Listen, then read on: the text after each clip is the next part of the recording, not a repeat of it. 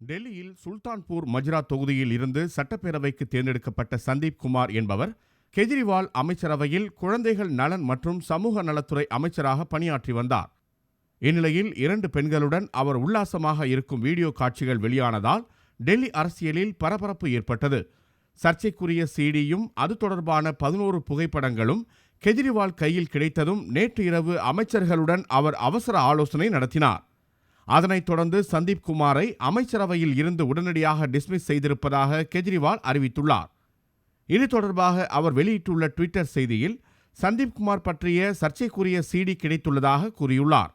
பொது வாழ்வில் ஒழுக்கத்தை கடைபிடிக்க வேண்டும் என்றும் அதில் சமரசம் செய்து கொள்ள முடியாது என்றும் கெஜ்ரிவால் தெரிவித்துள்ளார். இதுகுறித்து செய்தியாளர்களிடம் பேசிய துணை முதலமைச்சர் மணீஷ் சிசோடியா, குற்றச்செயல்கள், ஊழல் போன்றவற்றில் ஆம் ஆத்மி கட்சி ஒருபோதும் சமரசம் செய்து கொள்ளாது என்றும் முதலமைச்சர் உட்பட யார் தவறு செய்தாலும் நடவடிக்கை எடுப்போம் எனவும் தெரிவித்தார்.